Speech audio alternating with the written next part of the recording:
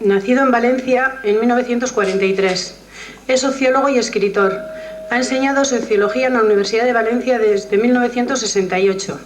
Dentro de su actividad periodística, destaca su sección semanal Relaciones Personales, en El País durante 6 años. Entre otros libros, es autor de ¿Qué hace el poder en tu cama?, En Origen, recopilación de artículos y conferencias, que acabó convirtiéndose en un curioso ensayo sobre los diversos problemas, mitos, tabúes e incomunicaciones que aparecen en la vivencia de la sexualidad de nuestra propia sociedad. Curso elemental para varones sensibles y machistas recuperables. Título lo suficientemente sugerente para entender qué nos enseña este pequeño manual. Sexualidad y sexismo, recientemente publicado y escrito junto con Raquel Osborne, en el que analizan los pormenores del comportamiento masculino, en origen y vigencia del patriarcado y la discriminación de la mujer en razón de su sexo. Y aquí lo tenemos. El barrio de Alza y las mujeres en especial queremos darte la bienvenida. Cuando quieras podemos comenzar, pero antes sí quisiera comentar que si queda tiempo, al finalizar abriremos un pequeño debate. Luego dar las gracias a Charo Arteaga, directora de Emakunde, y a Carmen Nájel, del Departamento del Ayuntamiento de la Mujer. ¿Quién no ha venido? No ha venido. Pido perdón en primer lugar porque fumaré algún cigarro, puesto que vengo en unas condiciones de no dormir un tanto siniestras. He advertido a las organizadoras que en el caso de que nos guste la conferencia estoy dispuesto a repetirla en otra ocasión hasta que salga bien. Me vais a perdonar que os proponga casi lo contrario. En vez de una larga conferencia y después, si hay tiempo, un debate, entonces os propondría un coloquio tan largo como aguantéis. Yo tengo bastante resistencia y ahora hablar relativamente poco, lo cual no estoy seguro de que lo haga porque yo me enrollo como las persianas. Hace muchos años, así como casi 18 años, no más, unos 20 años, no había todavía grupos feministas organizados en el Estado español. Y yo, como era por una parte profesor de sociología y por la otra teórico de un grupo político nacionalista de izquierdas en el País Valenciano, yo daba charlas sobre cualquier cosa. En la comida estaba evocando historias de conferencias donde he hablado de los temas más inverosímiles, como por ejemplo los problemas del campo valenciano, cuando yo he sido de ciudad toda la vida. Entonces, en aquella época, yo daba alguna vez charlas sobre la situación de la mujer, por supuesto a favor de la mujer, no de la situación. Entonces, cuando mi hija era muy pequeña, supongo que tendría pues 3 o 4 años, una noche le preguntó a su madre, le dijo: ¿y papá? Dice: pues se ha ido a dar una charla. Dice: ¿sobre qué? Dice: sobre la mujer. Se quedó así, le dijo a su madre: ¿sobre ti? Dice: bueno, sí, sobre la abuela. ¿Y sobre la otra abuela? Dice: sobre todas las mujeres. Dice: uy, tardará muchísimo, no lo espero. Bueno, yo después de eso, durante algunos años, casi exactamente 10, o por lo menos 6, dejé de hablar sobre la mujer, o sobre las mujeres, o sobre todas, porque consideraba, y sigo pensándolo, que debía de pasar por un proceso de purificación del silencio. Es decir, aun cuando yo me manifestase a favor de la emancipación de la mujer, yo no dejaba de ser un varón, es decir, partía de unas vivencias diferentes. Y si algo caracteriza la historia de estos siglos de lo que llamamos patriarcado o sistema de dominación masculina, es que los hombres han hablado siempre por las mujeres. Entonces yo estuve callado durante mucho tiempo porque no quería usurpar la palabra de las mujeres. Hacia el 79 o algo así, sí, entonces descubrí algo que, con perdón, y sin que tenga ninguna alusión al 5º centenario, llamaríamos el huevo de Colón. Y es que yo podía hablar de estos temas a condición de que hablasen de mi parte, no de mi bando, que no lo es, sino que hablasen de los hombres. Y de hecho me dediqué a investigar sobre el comportamiento masculino, sobre los raros que somos los hombres, mientras que siempre se ha dicho que las raras eran las mujeres. Entonces sigo pensando, pues sigo prefiriendo hablaros de los hombres que de las mujeres. Y no solamente porque hay muchas y son muy diferentes, tanto mi exmujer como las dos abuelas de mi hija, como mi madre, como cualquiera de las mujeres presentes en la sala, sino porque quizá lo que más puedo aportar, tal como me alegro de que hayáis pensado a la hora de invitarme, es quizá una reflexión sobre el comportamiento masculino. Una reflexión que coincide en líneas generales con lo que llamaríamos la media o los puntos de consenso o de acuerdo del movimiento feminista. Entonces, la primera afirmación que yo haría es aquella que equivale, al menos en mi opinión, a lo que definiría el movimiento feminista. Y es la afirmación de que nadie debería tener un destino asignado en razón del sexo con el que nace. Nadie debería tener unos derechos o unos deberes determinados. De nadie se le debería de suponer un carácter o unas cualidades o unos defectos en razón de algo tan absolutamente azaroso, de algo tan absolutamente aleatorio y casual como el hecho de haber nacido hombre o mujer. Y efectivamente, la sociedad en la que hoy nos encontramos sigue esperando cosas distintas de los hombres y de las mujeres, y no solamente cosas distintas, sino que sigue situando en una posición de dominación o al menos de preferencia a los hombres con respecto a las mujeres. En el coloquio, si alguna de vosotras, supongo que ninguno de los varones se molestará porque utilice el plural femenino, ya que a las mujeres les toca aguantar que se utilice el plural masculino cuando con que solamente haya un hombre en una reunión. Digo que si alguna de vosotras o de vosotros opina que esto ya es una historia pasada, que no existe ya dominación masculina o opresión de la mujer, entonces trataría de probarlo en el coloquio, pero en principio ahora no lo plantearía. Lo que plantearía sería sencillamente desarrollar un poco más esta idea. En principio, el ser humano, por supuesto que nace con un sexo determinado, salvo algunos casos bastante claro, pero ese hecho, no significa claramente una diferencia en cuanto a características humanas, y en cualquier caso, el hecho de que se tengan ciertas características diferentes no debería significar nunca que se tuvieran diferentes oportunidades, una situación de diferente oportunidad o una situación en la cual se le diese predominio a alguien. Y ahora vamos a ver un poco cómo está el panorama de esta cuestión. En primer lugar, durante muchos años que los mayores de los aquí presentes recordamos, en realidad durante mucho tiempo se estuvo afirmando que los hombres y las mujeres no solamente eran diferentes esencialmente, sino que los hombres eran superiores a las mujeres. En este momento casi nadie se atreve a afirmarlo. Es decir, la idea de la superioridad de los varones es una idea que entra en crisis ya desde hace bastante tiempo. Sobre todo porque las excusas, que no las causas, por las que se afirma esto, se convierten en causas absolutamente falsas.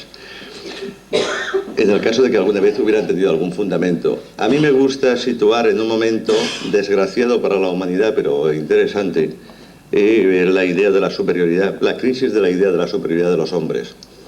Uno de los razonamientos típicos o tópicos que se utilizaba para defender la supuesta superioridad de los hombres y su derecho a tener una posición predominante en la sociedad era la idea de que las mujeres necesitaban ser protegidas por los hombres, y la de que en caso de guerra los hombres eran los que tenían que luchar y los que eran más fuertes, y por lo tanto era lógico que las mujeres estuvieran subordinadas. Bueno, pues claro, esto no puede ser mantenido a partir del momento en que la guerra, ese fenómeno lamentable, no se realiza a través de combates de cuerpo a cuerpo, en los cuales en promedio los hombres son más fuertes que las mujeres, sino apretando botones de ordenadores o dispositivos de complejas máquinas de matar. Y así se produce un momento bastante significativo en la historia de la humanidad, que es el momento, ya digo que independientemente de que el acontecimiento sea lamentable, en el cual una mujer, la señora Margaret Thatcher, le gana una guerra a unos señores que eran triplemente masculinos. Primero por ser hombres, en segundo lugar por ser militares, es una cosa muy masculina tradicionalmente, y en tercer lugar por ser argentinos, que los argentinos, entre sus deformaciones y sus virtudes, tienen la de ser una de las reservas del machismo sofisticado más fuerte de toda la humanidad. A partir del momento en que una guerra la gana una mujer, sí, o quien representa, aunque represente el poder masculino, etcétera, no se puede mantener seriamente que las mujeres deben de estar subordinadas a los hombres, porque los hombres son más aptos para la guerra. En ese sentido nos encontramos con una situación de crisis de las tonterías que los hombres han estado diciendo para justificar su dominación. Se pasa a un tipo de situación en la cual no se afirma que los hombres sean claramente superiores, pero se entra en la expectativa de que funcione automáticamente algún tipo de limitación por parte de las mujeres. Y aquí tengo que explicar un poco el proceso de fabricación de los hombres y de las mujeres, quizá para llamar la atención de una cuestión que quizá es poco comentada dentro del propio movimiento de liberación de la mujer, que es la autolimitación, el proceso por el que las mujeres se limitan muchas veces a sí mismas. Vamos a ver, nacemos como hombres o mujeres, pero en principio con el mismo conjunto de características posibles o potenciales. Es decir, ser hombre o ser mujer en cuanto al sexo no significa ser más inteligente o ser de ninguna manera determinada. Pero, en primer lugar, alguien objetaría, bueno, pero perdón, es que los hombres y las mujeres, hay diferencias entre las personas. Efectivamente, las personas son, en principio, por sus posibilidades y por sus capacidades y por la posibilidad a la que pueden llegar, son potencialmente muy diferentes. Pero el sistema educativo que todavía padecemos lo que hace es tratar de reducir toda la variedad infinita de posibilidades del ser humano a tratar de convertirnos en dos modelos igualmente ridículos en principio, el modelo hombre y el modelo mujer. Es decir, no se trata de afirmar que hombres y mujeres sean iguales, sino que hombres y mujeres serían completamente diferentes, pero unos hombres de otros hombres, unas mujeres de otras mujeres, unos hombres de otras mujeres, etc. ¿Cómo se fabrica socialmente al hombre y a la mujer? Pues, en primer lugar, al hombre, ya desde niño, se le fomentan una serie de cualidades y a la mujer se le fomentan otras cualidades. Pero curiosamente las cualidades que se le fomentan a la mujer son aquellas que la sociedad al mismo tiempo valora poco o dan muy pocas posibilidades para la independencia y para la autonomía. Es decir, al hombre se le estimula la capacidad de trabajo, de lucha, de búsqueda del poder, de afirmación de sí mismo, desarrollo de la técnica, etc.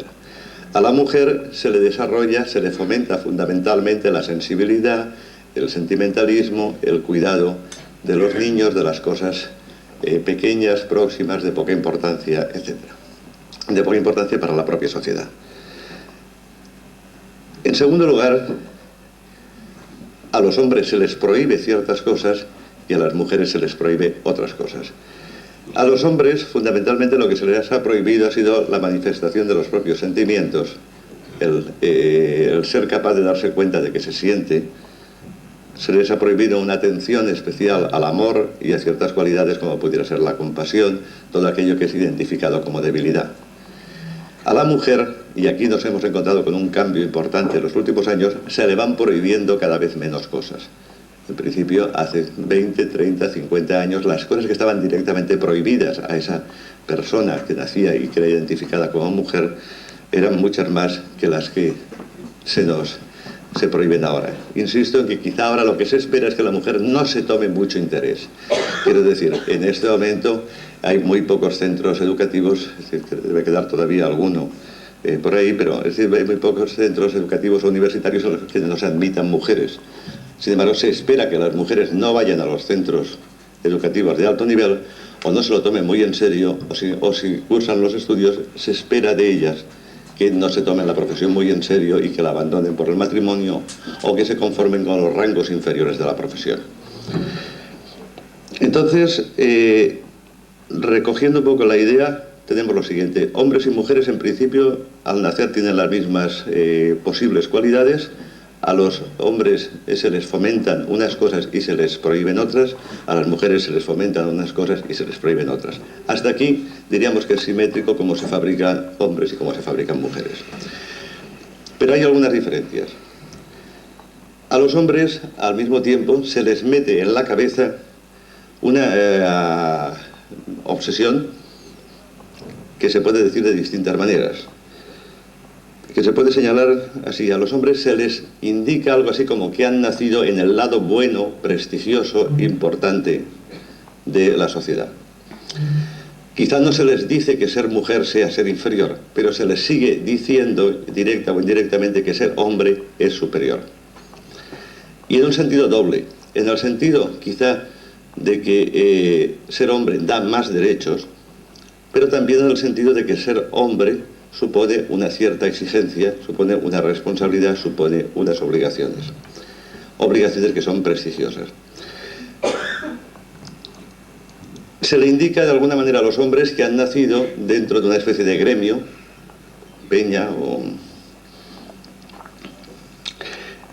en la cual están todos los personajes importantes, empezando por Dios en casi todas las religiones, tanto el islamismo como el judaísmo como el cristianismo. Es inequívocamente masculino, aunque se le define como espíritu puro, se le representa como con un señor con barbas, etc. Ahí pertenece el demonio también, se supone que es, en principio, se supone que es, en cuanto poder del mal, que es masculino, y ahí desde el jugador de la Real Sociedad más prestigioso hasta el Papa, pasando por don Juan Tenorio, por Severo Ochoa, por los principales personajes, se supone que todas las personas importantes son hombres. Entonces, si uno ha nacido hombre, debe, dentro de esta mentalidad, merecer el honroso calificativo de varón. Se le supone, por lo tanto, que debe de demostrar siempre a los hombres, a las mujeres y a sí mismo algún tipo de superioridad. No se dice directamente, cada vez se dice esto menos directamente, pero sí que sigue funcionando de todas las maneras como un tipo de mentalidad que a los hombres les cuesta mucho quitarse. A las mujeres, en cambio, en vez de fomentárseles la idea de que han nacido dentro del colectivo importante, se les indica fundamentalmente dos cosas. Una, que cada vez va entrando más en crisis, que es la idea de que no son un ser para ellas mismas, de que su objetivo no está en ellas mismas, sino que su objetivo está en los demás. Se da a entender que una mujer es tanto más mujer, es tanto más ella misma, es decir, cuanto más sacrificada es, cuanto más responde al papel de madre de alguien, de hija de alguien, de esposa de alguien, de compañera de alguien, de ayudante de alguien, etc. Y aun cuando esto ya no se afirme rotundamente, yo diría que la situación actual, todavía el sistema de educación y de trato a las mujeres sigue creando una muy fuerte sensación en las mujeres de que por sí mismas, es decir, tanto individualmente como grupo de mujeres, es que por sí mismas no pueden gran cosa. Es decir, quizá hoy lo más importante no es lo que se les prohíbe a las mujeres, sino el grado en que las mujeres, muchas mujeres, piensan que, siendo mujeres, deben de prohibirse determinadas cosas, desde tomarse una profesión muy en serio hasta simplemente permitirse ciertos tipos de placeres, puesto que la idea todavía tradicional es que la mujer no está hecha para darse a sí misma, sino para darse a los demás.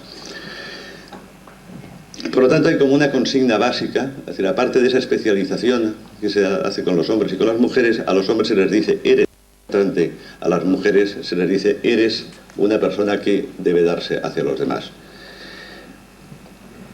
Claro, los que en principio podíamos ser completamente, o sea, muy parecidos, hombres y mujeres, nos vamos, por lo tanto, con ese proceso separando y diferenciándose más en nuestro comportamiento. En el caso de los hombres aparecen ciertas tics y ciertas manías que son propias del hecho de que su propia experiencia como hombres les hace ver solamente un lado de la realidad.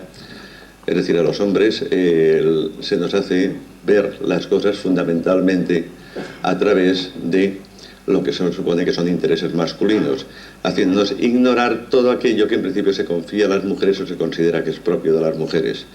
Hay una historia muy bonita de Conan Doyle, de las aventuras de Sherlock Holmes, en el cual precisamente Sherlock Holmes no descubre lo que pasa en un caso precisamente porque su visión del mundo es masculino y por tanto entonces ha pensado en terribles asesinatos y terribles problemas de una mujer cuando lo que ocurre simplemente es que esa mujer tiene un hijo negro y no quiere contárselo al marido. Entonces, de hecho, el ver el mundo desde una perspectiva de un sexo determinado da una mentalidad diferente, e incluso involuntariamente, que obliga un poco a cualquiera que intente superar esto a un proceso realmente que llamaríamos de autodesconfianza.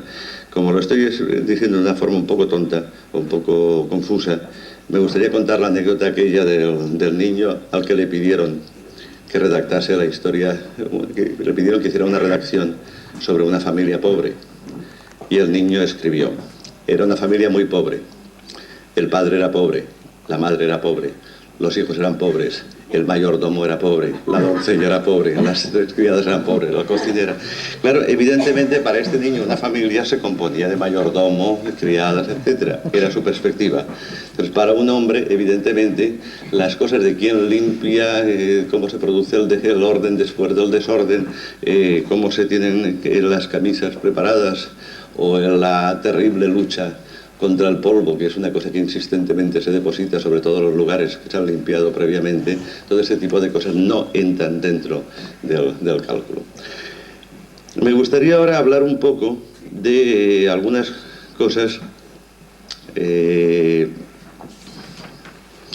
no se suelen ver demasiado por parte cuando se analiza la relación de los sexos. Una, dentro del campo de los hombres, es el hecho de que los hombres, de alguna forma, tampoco son felices.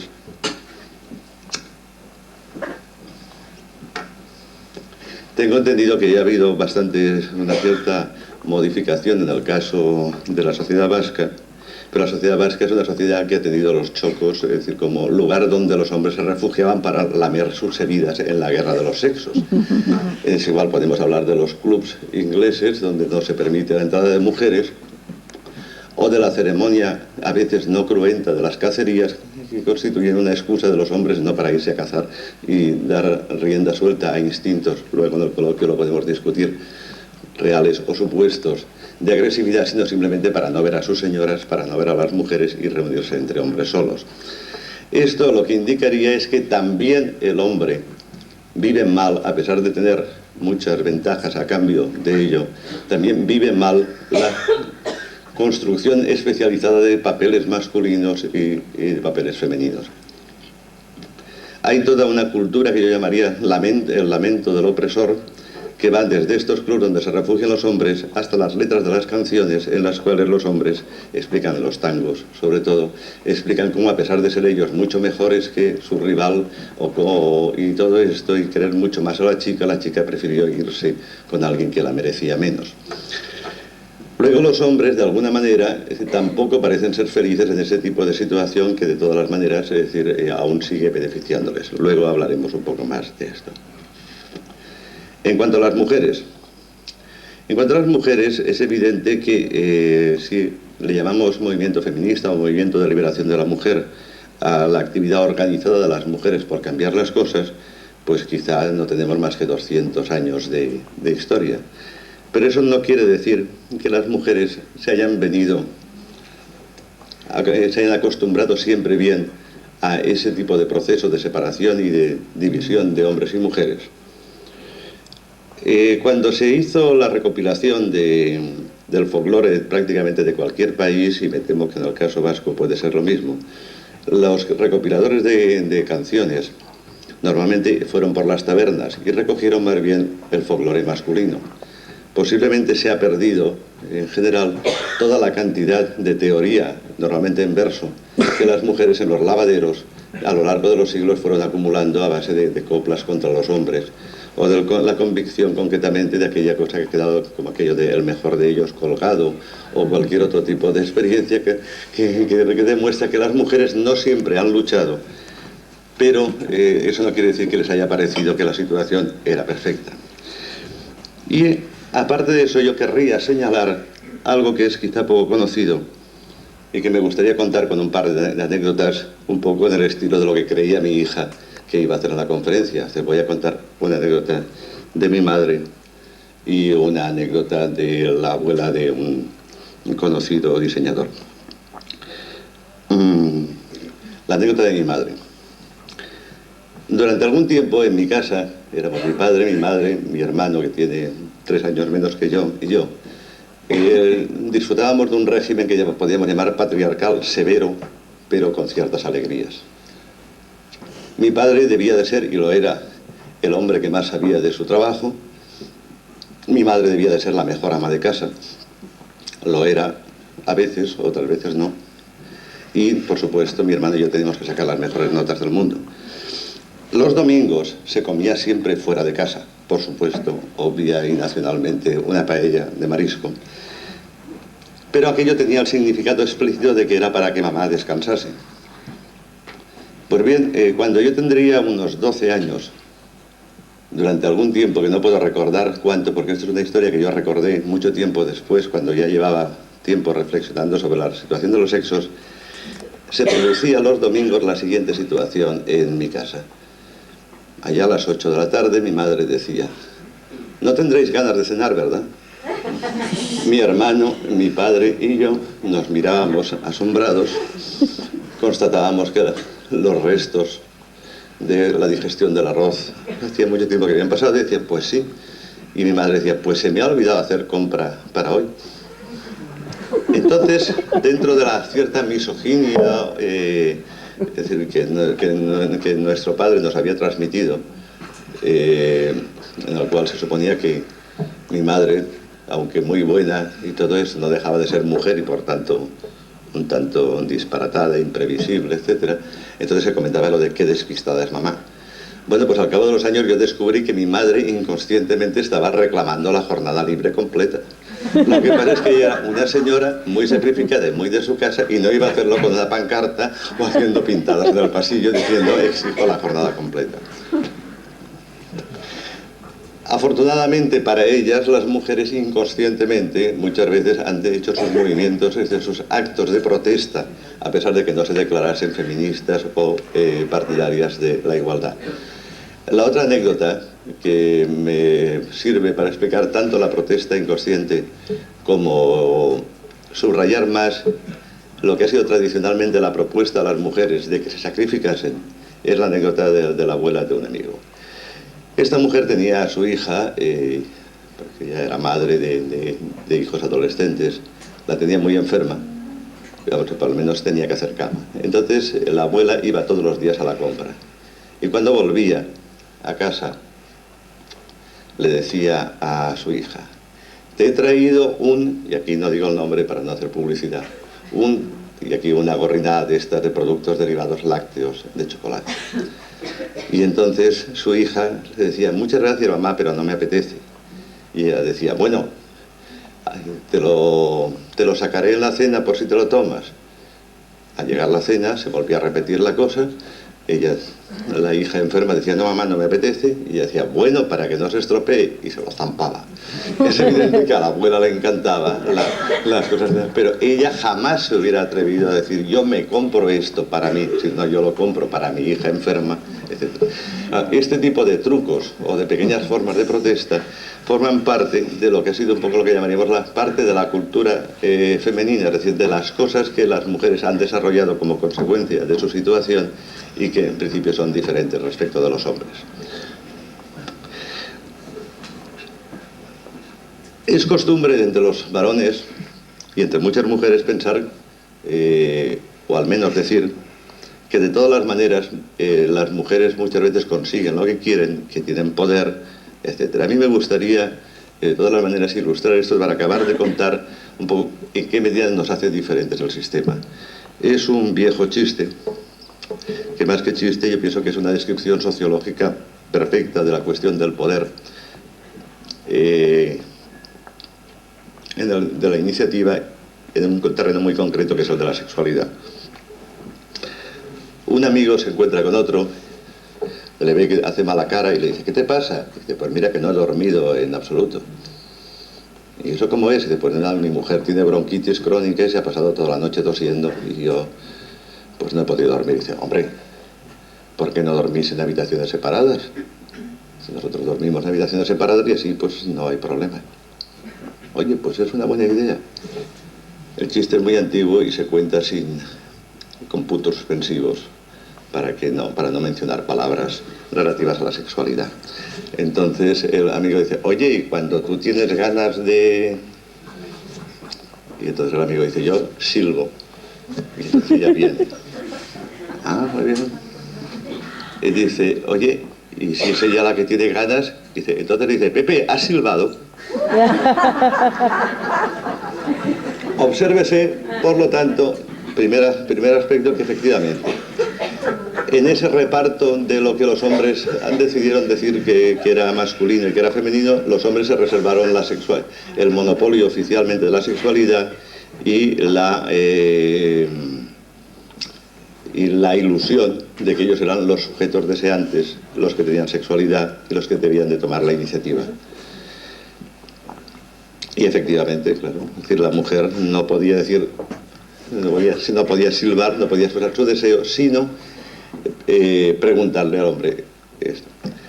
Ahora imaginemos lo siguiente, imaginemos una mujer felizmente muy llena de deseo, que se pasase todas las noches, a todas horas, diciendo, Pepe, ¿has silbado? Evidentemente podría llevar a Pepe hasta el extenuamiento y el ingreso en la UBI más próxima. Porque claro, en la medida en que el hombre pretenda afirmar de que él siempre está dispuesto, en el caso de que la mujer lo requiera, entonces acabarían víctima de esto. Si Pepe fuese ingresado en la UBI por efecto de que su mujer se pasase todas las noches a todas horas diciendo ha silbado, un observador superficial diría que habría sido víctima de la maldad de su mujer o que la mujer es la que controlaba la situación. Sin embargo, la realidad es que el hombre sería víctima del prejuicio masculino o la obsesión masculina por pretender que la sexualidad es una prerrogativa masculina, que es una cualidad masculina. En la vieja obsesión por los hombres que se arruinan comprándole un abrigo de pieles a su señora, está claro que aun cuando no descartemos el de que hayan señoras que traten de obtener de sus maridos la mayor cantidad de servicios posibles, no habría que olvidar que eso solamente es posible en tanto al varón le guste complacerse en la figura de Dios omnipotente, es decir, la figura de ser la autoridad a la que se le pide cosas y dice, pues sí, querida, sí, te compraré el abrigo de pieles. Una observación que hacíamos en la comida, nos planteábamos hasta qué punto en la sociedad vasca, donde se observa, pidiendo desde fuera, quizá un papel económico más activo por parte de las mujeres, quizá a lo mejor en parte por la hostelería, porque se les ve en los restaurantes tomando decisiones y no solamente sirviendo en las mesas. Entonces, una de las cosas que yo tengo observadas es que realmente para cualquier sociedad se puede observar que cuanto menos dinero hay, entonces más posibilidades de que todo el poder económico sea para la mujer. Es decir, cuando lo que hay que hacer es administrar la pobreza, se le supone concretamente a la mujer que puede tomar todas las decisiones. En cambio, conforme hay más dinero en la familia, es más probable que las decisiones económicas las tome el varón y al mismo tiempo le confíe, entonces quiera tomar las decisiones económicas, porque las decisiones, nos vamos de vacaciones o vamos a cambiar de coche, etcétera, son decisiones que tienen una cierta gracia. Cuando la decisión es vuelvo a utilizar lo que ha quedado de pollo es decir, para hacer croquetas, entonces o les leo un manual sobre la dieta para decir a los chicos, pues entonces en ese caso se espera que la mujer sea la que tome las decisiones. Bueno, en resumen, volviendo a la idea inicial, hombres y mujeres somos iguales en general, o sea, potencialmente iguales y al mismo tiempo potencialmente muy diferentes como personas, pero todavía la sociedad trata de construir dos modelos únicos, el modelo hombre y el modelo mujer. ¿Cómo lo hace? Fomentando unas cualidades a unos y prohibiendo otras, pero al mismo tiempo los hombres y las mujeres adoptan perspectivas un poco sobre el mundo diferentes según la propia experiencia de vivir como hombre o vivir como mujer, no por razones biológicas, no por razones necesarias, sino simplemente por la posición que se ocupa en la sociedad, por la perspectiva. Los hombres adquieren una serie de manías y de trucos propios del sector dominante, y las mujeres aprenden trucos de supervivencia, formas de protesta indirectas, formas de no ejercer el poder, puesto que no se tiene, sino de influir sobre quien tiene el poder, que sigue siendo el hombre. Si no individualmente, al menos la sociedad al menos responde a los intereses oficiales de todos los hombres, y entonces se sabe que la sociedad siempre le daría la razón en algún sentido al hombre. Bien, durante los últimos años esto ha cambiado, y posiblemente si algo ha cambiado en la sociedad española o en las sociedades del Estado español, son precisamente las mujeres. ¿En qué han cambiado las mujeres? Aparte de que haya cambiado la situación de la sociedad, fundamentalmente casi ninguna mujer en este momento deja de reclamar, en algún sentido de creer, es decir, que tiene derecho a un puesto de trabajo fuera de casa.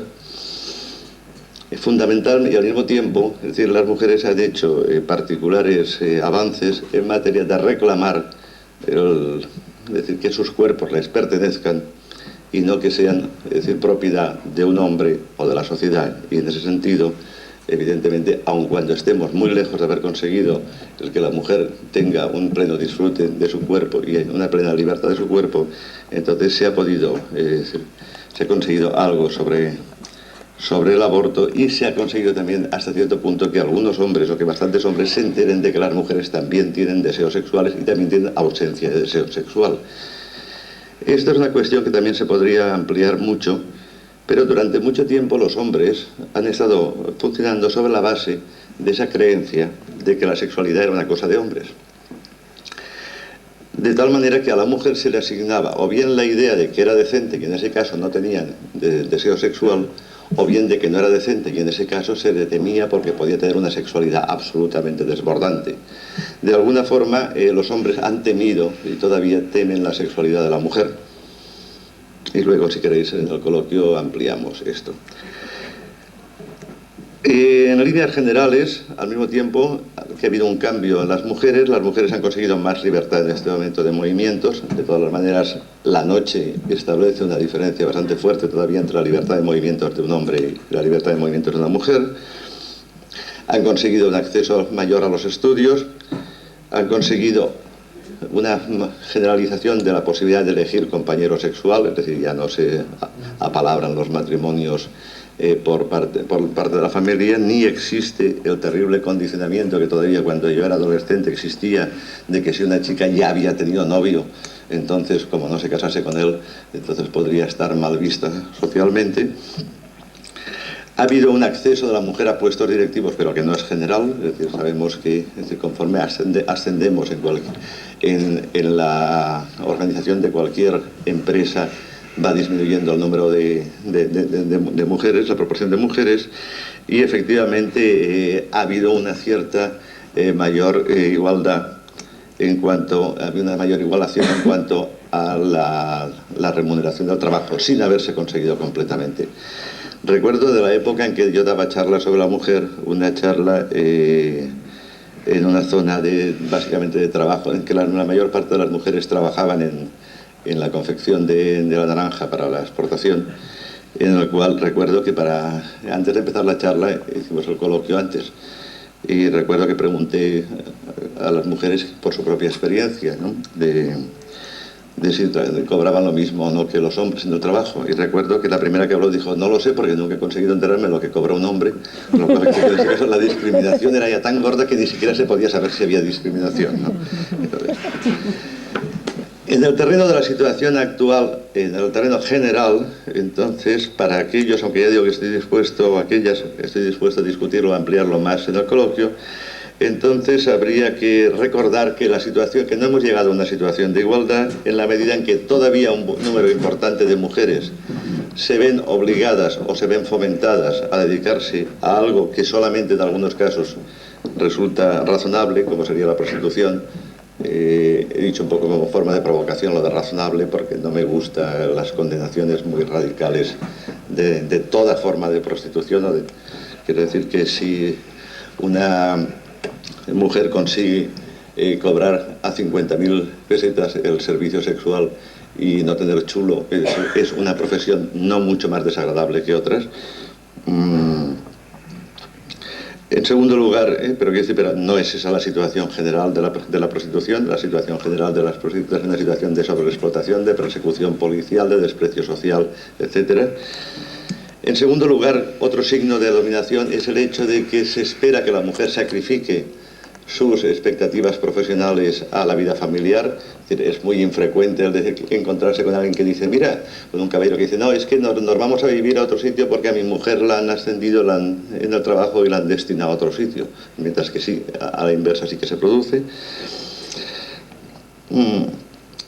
La presencia de la mujer en los centros de decisión es escasa. Si queréis luego discutimos lo de la cuota del 25%. Es muy fea, pero yo estoy a favor, porque habría que provocar el que, de cualquier forma, de que las mujeres empiecen a no estar solas en los centros dedicados, copados hasta ahora por parte de los hombres.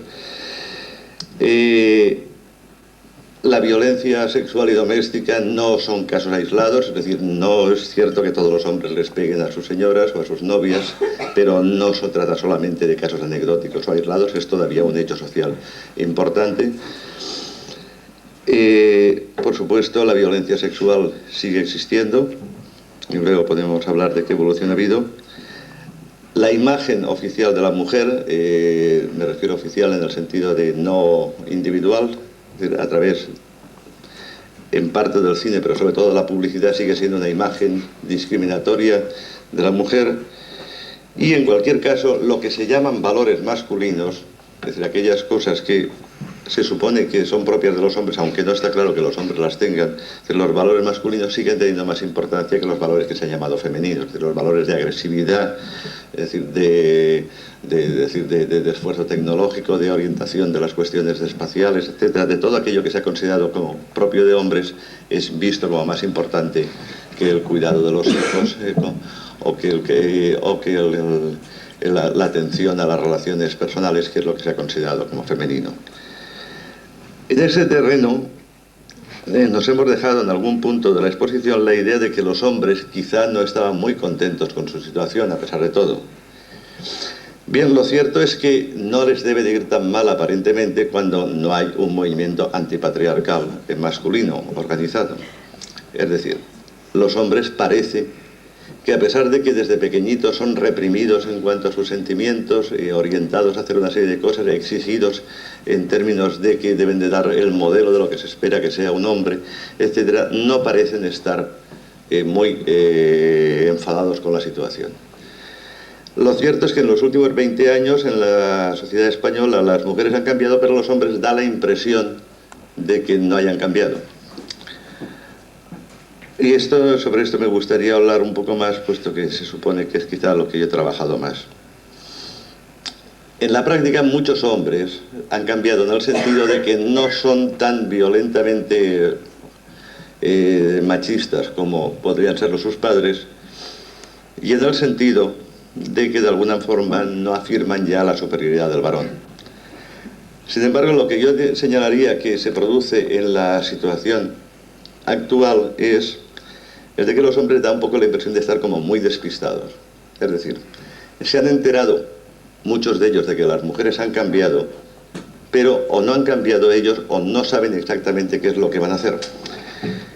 Se daría un poco la impresión, y que es un poco, con lo cual al mismo tiempo que planteo el problema, quizá lo resuelvo imaginariamente o doy la solución, de que los hombres ven lo que ha cambiado, lo que han conseguido las mujeres como algo que les hubieran quitado a ellos. Entonces, mientras que las mujeres se puede observar en ellas un cierto sentimiento de dinamismo, de protagonismo histórico, de vitalidad, de aquello de que notas, al menos yo lo noto, que notas a las mujeres mucho más activas, más vivas, con más inquietud, con más curiosidad por las cosas, los hombres se les encuentra como en general bastante apagados, pasivos y como si estuvieran llegado a una situación de decir, ya no soy machista, pero entonces ¿qué soy? La solución es bastante sencilla, no hay que ser nada, hay que tratar de ser persona, y entonces es persona del sexo masculino, y entonces trata de relacionarte con las demás personas del sexo masculino, del sexo femenino bien, pero no estés obsesionado por qué es lo que tiene que ser un hombre. Algunos hombres lo que se sienten es como si les diese la impresión de que las mujeres se les encuentra como a la defensiva. Quizá una de las cosas más características es aquello de que siempre que se hace críticas a comportamientos masculinos, casi todos los hombres se dan por aludidos. ¿Por qué? Pues quizá porque a los hombres se nos ha creado un espíritu corporativo, un espíritu de cuerpo, de gremio, muy fuerte. A las mujeres se les ha creado en principio una rivalidad entre ellas, puesto que los importantes son los hombres y puesto que se les ha dicho que deben de conseguirse un hombre para toda la vida. A las mujeres a las mujeres se les crea una rivalidad, por lo cual es cierto que, como muchas mujeres a veces te dicen que envidian la facilidad con que los hombres hacen amistad o hacen complicidad entre ellos. Sin embargo, la relación entre las mujeres parece como más difícil o parece como más conflictiva. En realidad, el único secreto es que ser hombre es considerado socialmente como importante. Y los hombres siguen apegados a esto un poco pues para compensarse de sus situaciones de inferioridad, no con respecto a las mujeres, sino con respecto a otras personas o clases sociales. De alguna manera, sentirse orgulloso de ser hombre sigue siendo importante para la mayor parte de los varones. Y para que eso sea importante, tiene que ser gratificante, tiene que ser grato en algún sentido. ¿En qué sentido? Pues en un sentido de premio de consolación. Cuando no se puede presumir de ser inteligente, ni guapo, ni rico, ¿de qué se puede presumir? De ser hombre, o de ser hombre en general, o de ser todo un hombre. El mecanismo no es demasiado diferente de cuando, por ejemplo, un obrero blanco norteamericano, entonces, como ya sabéis, los norteamericanos tienen la creencia de que todo el mundo puede llegar a millonario si es listo, porque es una sociedad muy abierta, según ellos, y entonces cuando uno sigue siendo obrero, empieza a sospechar que no es muy listo. Y empieza a sospechar encima de que no es rico por su culpa. Entonces se le puede ocurrir, bueno, pero al menos no soy un maldito negro. Entonces se refugia de alguna manera en la superioridad imaginaria de la raza blanca. Para muchos varones la idea de la superioridad masculina entonces resulta compensatoria de sus situaciones de inferioridad de clase social o de sus miserias personales. Quizá esta es la razón, una de las razones por la que los hombres no cambian, o porque los hombres siguen manteniendo una actitud de hostilidad o de recelo ante los deseos de libertad y de igualdad de las mujeres. Esta situación masculina se manifiesta sobre todo en algunos terrenos en la sociedad actual española de una forma siniestra. Por ejemplo, da la impresión de que los padres varones han decidido que como ya no van a ser padres autoritarios, no van a ser nada en absoluto. Es decir, el modelo anterior era el padre es el señor que ordenaba y mandaba. Y que entonces sí que intervenía bastante en la educación de los hijos, aunque no todos los días, es decir, pero sí era el que daba las instrucciones. Entonces la mayor parte de los padres varones han llegado a la conclusión de que eso ya está pasado de moda, aquello de decir, hijo mío, tienes que ir a misa todos los domingos, o hijo mío, tienes que ser notario, o hijo mío, tienes que estudiar esto, o tienes que hacer las cosas así, etc. Entonces, no se atreven a dar órdenes porque piensan que no está pasado de moda o porque tienen la sospecha de que no les van a obedecer y para no hacer el ridículo no se dan órdenes. Entonces, se abstienen. La mayor parte de los padres varones en nuestra sociedad son unos extraños sujetos, lo digo visto por los niños y adolescentes, que llegan a casa afirmando estar muy cansados, entonces y que se sumergen en la televisión o en el periódico. Las llamadas asociaciones de padres de alumnos son un sitio donde solamente van las madres, aparte de un señor de derechas y un señor de izquierdas que hacen política y se pelean. Entonces dice que los hombres no parecen ir en tanto que padres, sino en tanto que agentes cívicos, etc. Y esto plantea un problema que es quizá el que para mí es más grave de cara a la posible superación del patriarcado o del machismo, y es la ausencia de modelos masculinos para los jóvenes, los niños y adolescentes varones. Cualquier niña o adolescente que tenga un mínimo interés aunque diga oficialmente que pasa de eso del feminismo y de que lo de la igualdad es un rollo, o diga cosas de esas, posiblemente tiene en su propia familia o en la escalera de la finca donde vive, de la casa donde vive, pues posiblemente tienen modelos bastante de mujeres que en algún grado entonces han intentado cambiar lo que parecía ser el destino sumiso de la mujer. En cambio, es decir, los niños varones, el único modelo que tienen es el de un padre normalmente apático y cansado, que no se sabe muy bien lo que hace fuera de casa. Hace un trabajo, pero no es como antes, que el hijo del herrero veía a su padre que hacía el trabajo, el hijo del agricultor veía a su padre cómo trabajaba la tierra, y al mismo tiempo está abandonado frente a unos modelos masculinos que fomenta fundamentalmente la televisión, que son exactamente los modelos tradicionales del macho triunfante, poderoso, agresivo, etcétera, y todo esto, o bien en modalidad detective o policía inteligentísimo, o en modalidad bruto, simplemente. Entonces no aparecen modelos con los que en este momento de varones civilizados, cooperadores con las mujeres, y al mismo tiempo orgullosos, no orgullosos, sino satisfechos y contentos de ser varones, con los que identificarse los niños varones. Esto lo que hace es que los niños y adolescentes de alguna forma recaigan en la situación machista ya superada. Es decir, aun cuando la situación de la sociedad parece que ha superado bastante de los aspectos del machismo, entonces los niños varones reproducen el machismo a través concretamente de los modelos particularmente anticuados o desfasados de la televisión. Antes iba a decir algo sobre el cine y lo he querido matizar. De hecho, en el cine, no precisamente en el español, donde los directores de cine español se suelen caracterizar por su absoluto cerrilismo e incapacidad de entender que la mujer ha cambiado en los últimos 20 años, sino por el trabajo ya de realizadoras cinematográficas de otros países y por algún tipo también de director de cine varón. Entonces sí que se presentan modelos de mujeres que han cambiado, pero de hecho la televisión sigue planteando un tipo de situación bastante rutinaria y un tipo de situación en la cual siempre el modelo masculino es triunfante y poderoso. Bueno, yo he contado algunas cosas, hay bastantes más, y lo que me gustaría es que a partir de este momento empezásemos a aclarar todo lo que no estamos de acuerdo o hablar de todas las cosas de las que no he hablado. Entonces tenéis la palabra vosotras y vosotros, y insisto en que a mí me apetece más, al estar cansado, me apetece más hablar a propósito de cualquier cosa que digáis, afirméis o neguéis, que no seguir exponiendo. O sea que empezamos no un breve debate, sino lo que me gustaría que fuese un largo debate, con permiso vuestro. Acordándome de lo último que has dicho, no estoy, me parece muy de acuerdo, es en la afirmación que has hecho referencia a que los chavales hoy parece ser que podrían volver a mostrar un machismo ya caduco, la generación. La formulación que has hecho de cómo ves a los adultos de tu generación, a los que más o menos serían los adolescentes, estoy totalmente de acuerdo. No estoy de acuerdo es en la consecuencia de eso. Y no que hayan creado movimientos como el movimiento contra la mil, por ejemplo, que es el síntoma más machista que ha habido en la sociedad, y no se ha dado ni en los momentos más progresistas. Eso, por ejemplo, me da una esperanza grande. Yo no he oído tampoco movimientos antipatriarcales, como tú decías, organizados. Pero en el mismo barrio donde vivo, y vivo ahí en San Sebastián, sí que oí charlas de gente que agrupaba.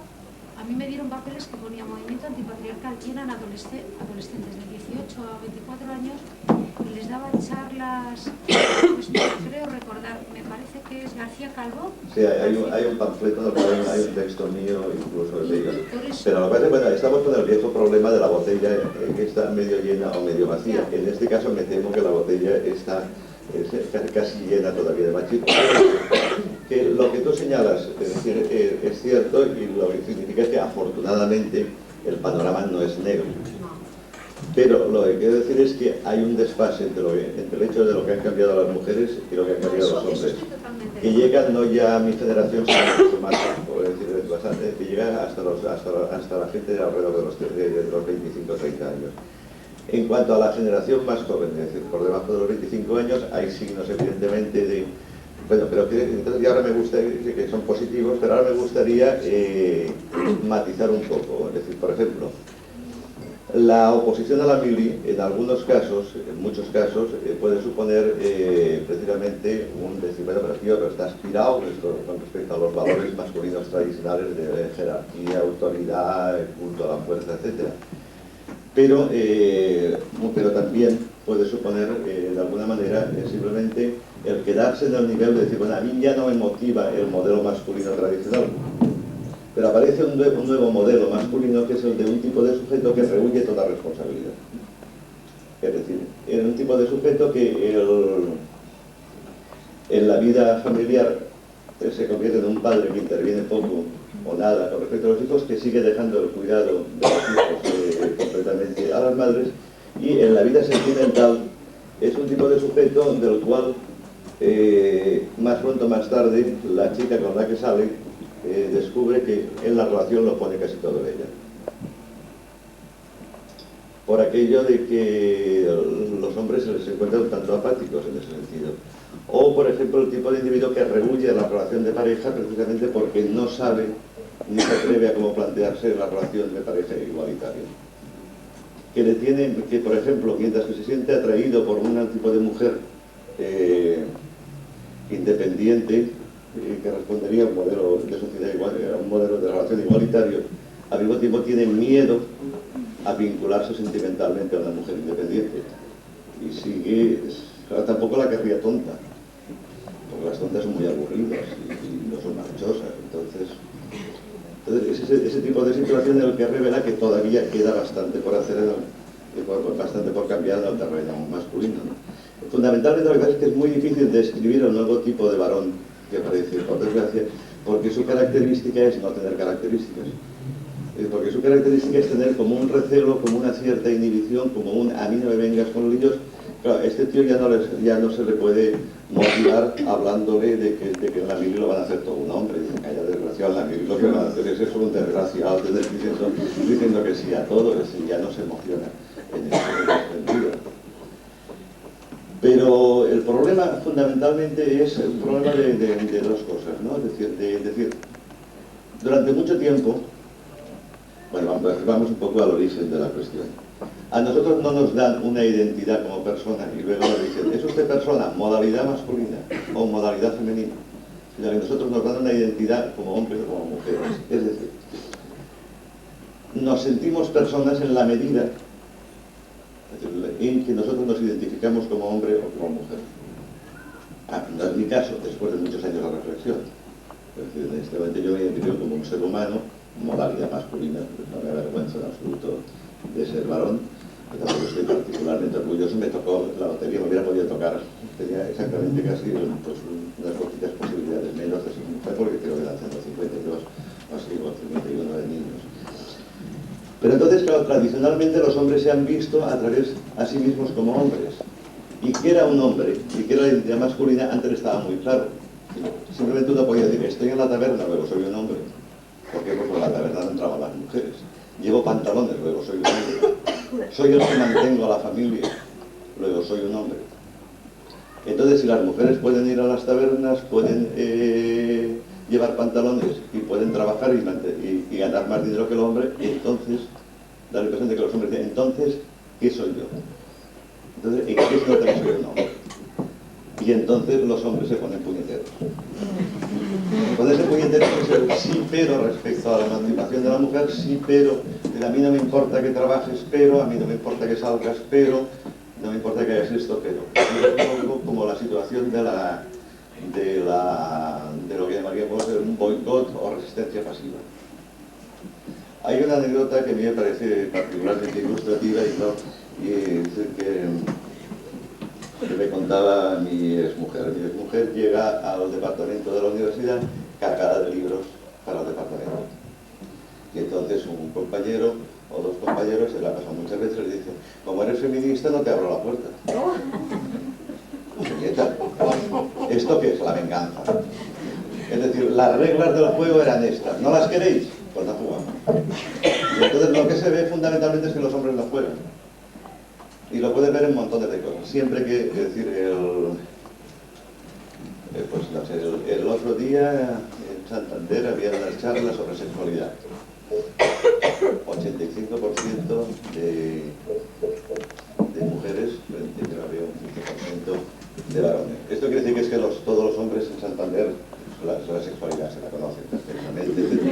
No, tengo que también decir, eso es cosa de mujeres, las mujeres están enredando mejor, pasar desapercibidos, etc. Se trata un poco de evitar el afrontar claramente, el decir, bueno, ¿qué pasa entre dos personas que tratan de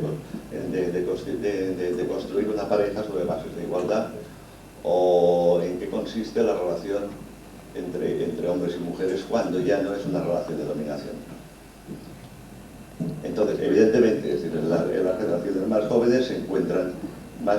Pero hay un cierto retraso. Yo probé un libro francés, no me acuerdo ahora cómo se llama, que eran los nuevos padres varones, en el cual el libro, la autora, hacía una crítica de aquellos padres, normalmente varones separados, que se pasaban, que trataban de hacer de madres.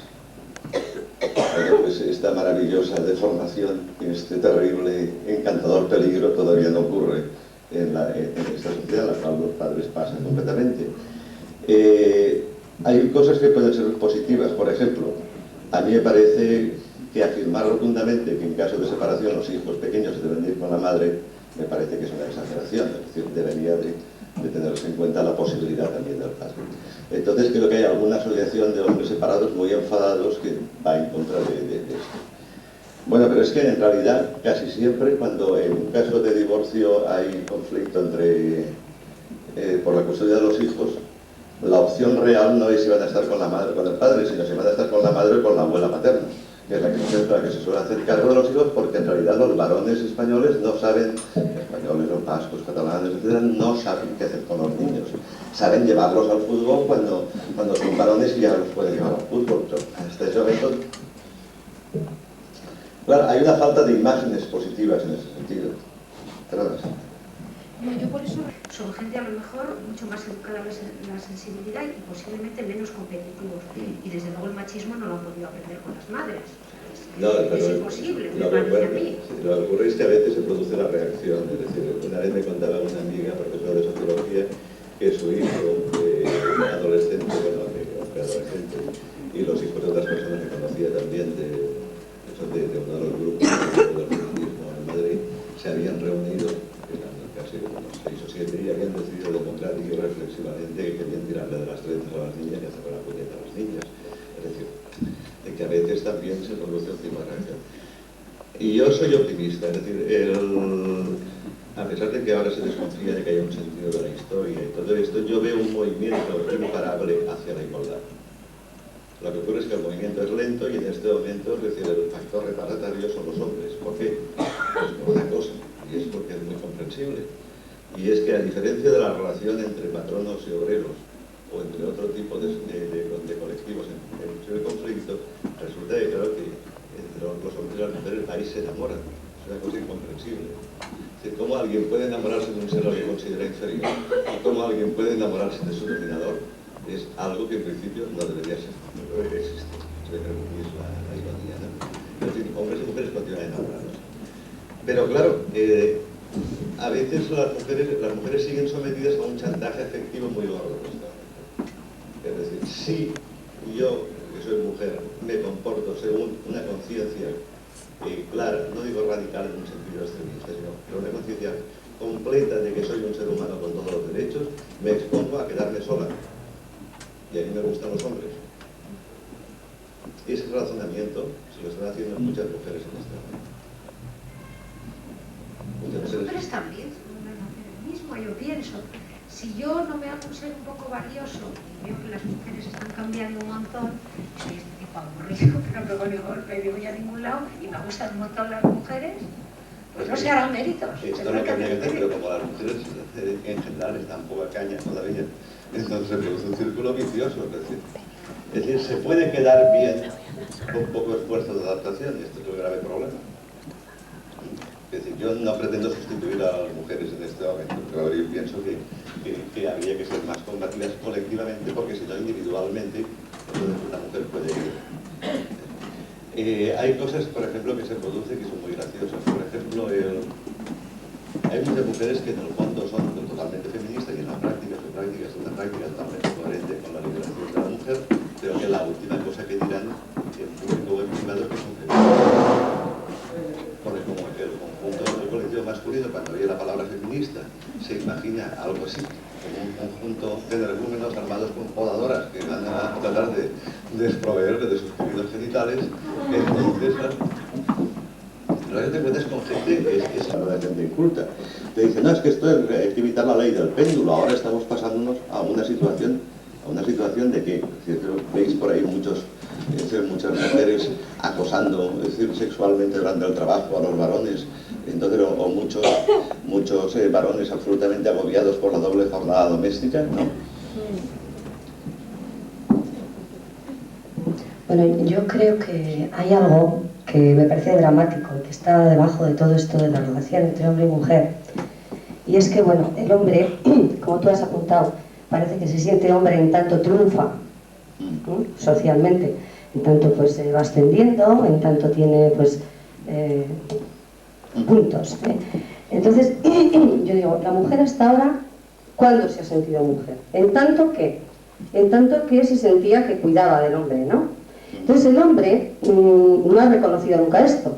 O sea, el hombre yo creo que desprecia esto. Públicamente jamás ha reconocido que la mujer, o sea, que cuidar a la mujer de él, que no la necesita. ¿Qué va a necesitar el hombre de la mujer? ¿No?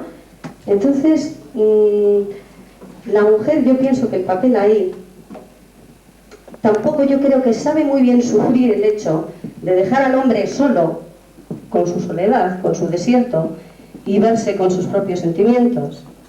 De alguna manera, en esa dependencia afectiva, pienso yo que a la mujer que se la ha educado porque hay dos formas, yo pienso, de sentir la afectividad, que a la mujer se la ha educado más para dar afecto y el hombre pues recibirlo. Entonces, la mujer, y si yo no doy afecto, ¿qué soy también, no? Pienso que quizá hay algo... Sí, yo pienso que por debajo de eso, por ahí está el núcleo de, aparte de lo que sea los fenómenos sociales, generales, etcétera, la vivencia de la relación. Es decir, cuando yo empecé a trabajar sobre estas cosas, yo afirmaba, al hombre se le educa como independiente y a la mujer se le educa como dependiente. Y entonces eso era verdad solamente la mitad. A la mujer se la educa como dependiente. Efectivamente, se le educa como un ser para los demás. Pero al hombre, perdón por el trabalenguas, al hombre se le educa como dependiente de la real o imaginaria dependencia de la mujer. Es decir, el hombre no se da cuenta de que es dependiente. Entonces, solamente cuando le fallan los servicios suministrados por alguna mujer, sea madre, esposa o esa amiga con la que como no quiere acostarse sí que le cuenta las cosas, entonces cuando le falla eso es cuando de repente se da cuenta de que sí que dependía de la mujer. Pero mientras hay alguna mujer que le suministre servicios domésticos y consolación, sea su madre, su anciana tía o cualquiera, entonces no se da cuenta de que depende de eso. Entonces, pero tanto en el terreno de la afectividad como en el del propio trabajo doméstico. Es decir, el conocido, imaginario por supuesto, el brillante ejecutivo señor Martínez, entonces se dispone a negociar la venta de la empresa a una multinacional. Lo tiene todo preparado, pero en el momento en que hace así para señalar, para hacer un gesto, descubre con horror que la camisa está arrugada y se arruga. Claro, entonces, así que no te dirán nunca que para el éxito en los negocios sea importante el sentirse a gusto con la ropa que lleva y el por la mañana o por la noche anterior no ha tenido que plantearse qué demonios me pongo, si le tengo que poner la camisa tal, me la tengo que planchar o tengo que ir a la tintorería, etcétera, ¿no? Las declaraciones de lo que se ha dicho públicamente, quizá pocas cosas me parecieron tan claras como una mujer que era gobernadora, no recuerdo de qué provincia, de Castilla-León creo, que entonces que contaba la experiencia de esta, es decir, yo soy gobernadora, pero entonces resulta que aunque es gobernador nadie me molestará con un problema doméstico, con un problema de esto, pero yo sigo teniendo que preocuparme al mismo tiempo de mi propia intendencia doméstica. Entonces el no ser consciente de esto forma parte de la mentalidad masculina hasta este momento. En el terreno de la afectividad, yo pienso que los hombres y las mujeres, los dos, es decir, tanto hombres como mujeres, somos dependientes, necesitamos el afecto. Me parece que las mujeres lo saben, que los hombres no. Entonces, claro, muchas veces los hombres andan como las películas cómicas, después de que les han pegado el golpe, siguen andando y de repente ¡pum!, se caen. Pero en principio es aquello de decir, ¿qué ganas tengo de separarme de la pesada de Juanita? En cuanto a la imaginación del caballero que está pensando en separarse es la de unas partidas de póker espléndidas entre caballeros, la de fastuosos ligues, por las noches, etc. Y luego a lo mejor se separa y resulta que en el momento en que se le propone una juerga nocturna, descubre con dolor que no tiene que llamar por teléfono a nadie para decirle, oye, que me voy, que no tiene que darle explicaciones a nadie. Nadie es dependiente de él, qué horror. Entonces eso forma parte del tipo de cosas en las que los hombres no han reflexionado, y al no reflexionar están como, en parte, como escurridizos, paralizados. Ahora, la cuestión de lo del triunfo, que habías planteado también antes. Claro, aquí lo que ocurre es que hay una gran trampa, es decir, aquí a todos los hombres nos educan como jefes, pero puestos de trabajo de jefe hay muy pocos. Entonces, desde siempre, la mayor parte de los hombres se quedan sin la gran promesa del sistema oficialmente, es decir, tú serás un jefe. Pero lo que pasa es que el sistema lo que suministra es la jefatura de una mujer y de unos hijos. Entonces la trampa del sistema es educarte como jefe, aparentemente como jefe en general, pero en realidad lo que se le daba a todo el mundo como si fuese...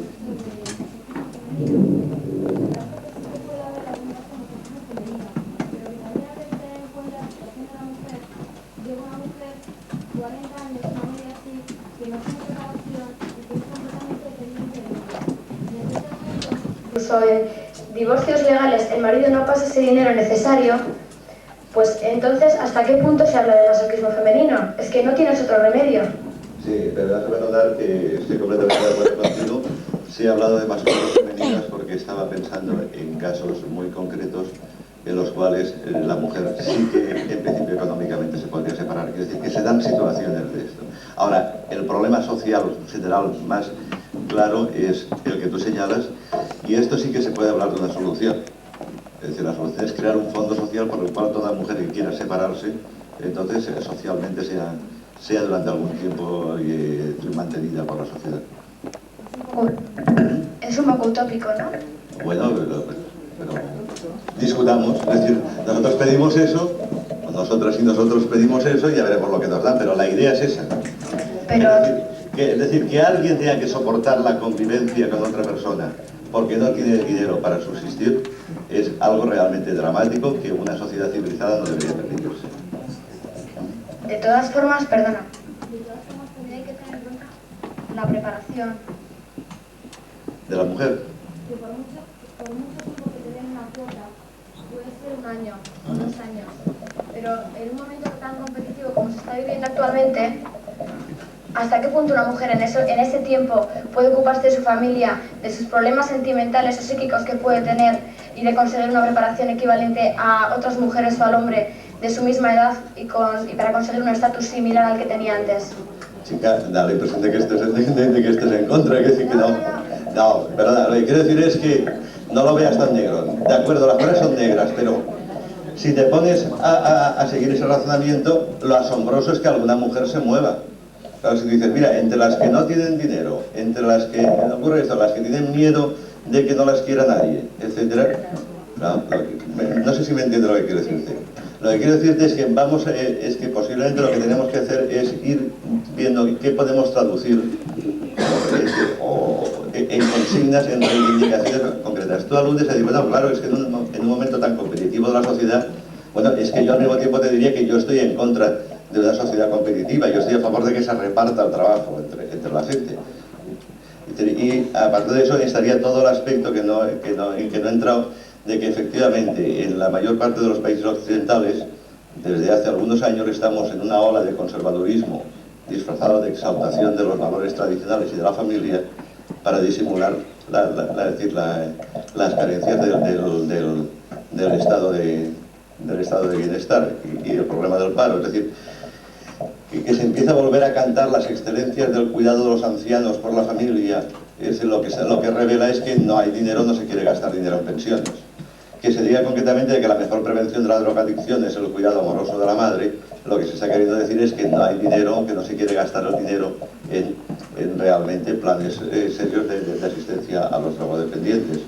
Que se diga concretamente que los hospitales son fríos y que en casitas está mucho mejor enfermo, entonces se sigue pensando que, que alguien se quede con el enfermo, y ese alguien suele ser la mujer. Y al mismo tiempo se espera que todo eso haga descender la presión de las mujeres sobre el mercado de trabajo. Entonces, claro, a eso tenemos que contraponerlo de que no se haga ni un paso atrás en materia de reclamar que toda mujer tiene derecho a un puesto de trabajo. En el terreno individual yo entiendo luego perfectamente que una mujer diga no me da la gana para estar siendo explotada fuera de casa, prefiero limpiar mi casa. Es decir, en privado se puede resolver, pero como consigna colectiva. Entonces hay que pensar que siempre que se hacen concesiones sobre esto, se ve claramente el apoyo que la opresión de la mujer establece con respecto al sistema capitalista. Ahora, a veces se llega a extremos, lo que ocurre es que al mismo tiempo hay extremos ideológicos fuertes, como en el caso de la propuesta, que ahí ya es surrealista, de algunos sectores del llamado integrismo argelino, que proponen que las mujeres vuelvan a casa para que no haya tanto paro, cuando resulta que hay muy pocas mujeres argelinas que estén trabajando fuera de casa, con lo cual el alivio del paro que ocuparía sería ridículo. Ahí se nota que aparte del interés económico a veces es una cuestión de coco, de pensar que a uno le gusta el mundo ordenadito en términos de el hombre en el mundo exterior y la mujer en casa haciendo como de sustituta de la madre que se tuvo durante la infancia. Pero habían varias personas que querían intervenir.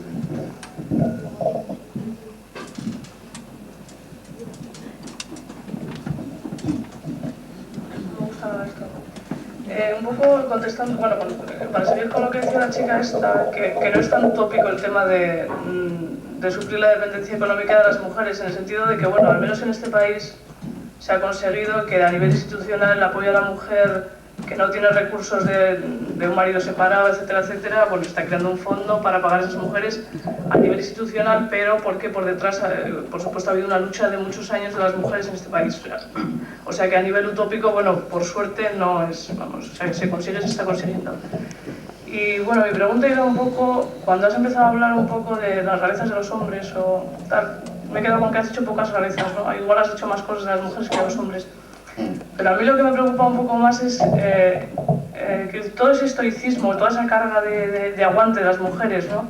Con un compañero al que no aguantan, solamente en la cama igual lo aguantan, ¿no? Y cuando a él se le antoja, quiero decir, eso sí realmente me preocupa, esa dependencia igual objetal, ¿no? De ese objeto de deseo que igual les maltrata en un momento dado. Eso sí me preocupa cuando la dependencia económica no es real, ¿no?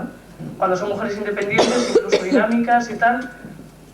Y eso es lo que realmente me preocupa y bueno, no sé si tiene algún sentido o se puede explicar de alguna manera o... No, pues esto es lo que decía, que para ese tipo de situaciones realmente lo que hace falta es un debate social, ¿no? Es decir, no simplemente el quedarnos en la situación de que la que le ocurra esto es considerado como que es un caso aislado, ¿no? Es decir, el origen de todo esto es el grado en que todavía nuestro sistema educativo es un sistema fuertemente autoritario, en el cual nosotros asociamos la idea de autoridad e incluso de violencia al afecto. Es decir, desde pequeñitos nos han acostumbrado, por ejemplo, a la bofetada del padre. Y entonces, y al mismo tiempo queremos ese padre que nos da la bofetada. Entonces, esa puede ser una de las fuentes de que después de eso se siga aguantando una situación, por la situación de afecto. El otro punto es el miedo excesivo a la soledad, entendido como confusión entre soledad y vivir solo. Es decir, ahora vamos a ser utópicos, vamos a decir más deliberadamente. Si yo digo, exagerando un poco la cosa, todo el mundo debería, es decir, a los 17 años, pasarse, o a los 20, pasarse por lo menos un año viviendo solo o sola, aunque solamente fuese para aprender a partir de ese momento a aceptar la convivencia solamente en el caso de que fuese grata y no por miedo a la soledad. Pero entonces el problema es el siguiente. Yo pienso que se puede vivir solo, en el sentido, es decir, de no compartir la vivienda con nadie y no ser una persona solitaria. Pero eso es bastante más fácil cuando se tiene un trabajo, que no es un trabajo embrutecedor y aislados, sino un trabajo que permite, es decir, tener relaciones interesantes con las personas con las que se trabaja.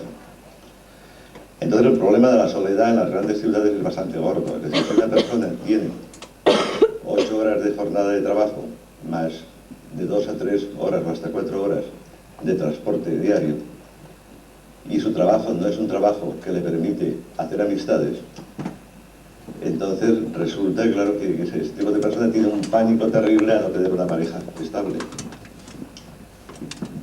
La conducta es a veces patética de búsqueda de compañía a altas horas de la madrugada del fin de semana, es un poco el producto de un tipo de situación en la cual realmente durante el conjunto de la jornada laboral, durante el conjunto del día, uno no ve a nadie o no habla con nadie que le resulte particularmente agradable, o se está en un tipo de situación particularmente tensa, por aquello de relaciones de trabajo muy competitivas.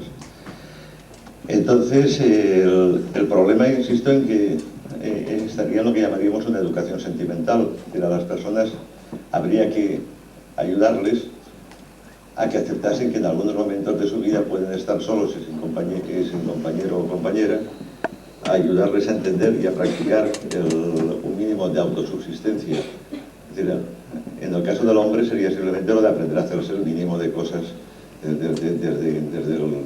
desde la comida hasta el arreglo de la ropa y el aseo de la casa, el mínimo, es decir, para ser razonablemente autosuficiente. A la mujer quizá habría que insistir más en la autosuficiencia afectiva.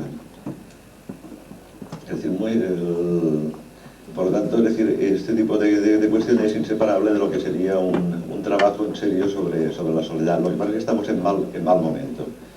Quiero decir, hace unos 12 o 13 años, la cantidad de personas en el Estado español que estaban dispuestas a aprender la experiencia de vivir sin pareja, bien por vivir solas o bien por intentar algún tipo de otras formas de convivencia, era muy superior a la que hay en este momento.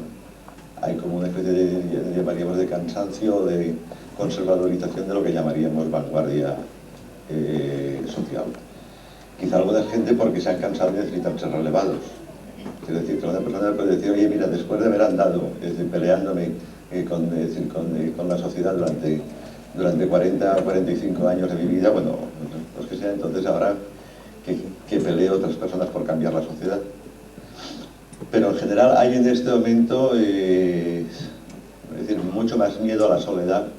Estoy hablando prácticamente precisamente de las minorías amplias de gente que tiene estudios, profesiones, militancias políticas, etc. No me estoy refiriendo a los sectores de la sociedad, es decir, digamos, menos modernizados. En este momento hay una cierta ola, si no de conservadurismo, al menos de cansancio.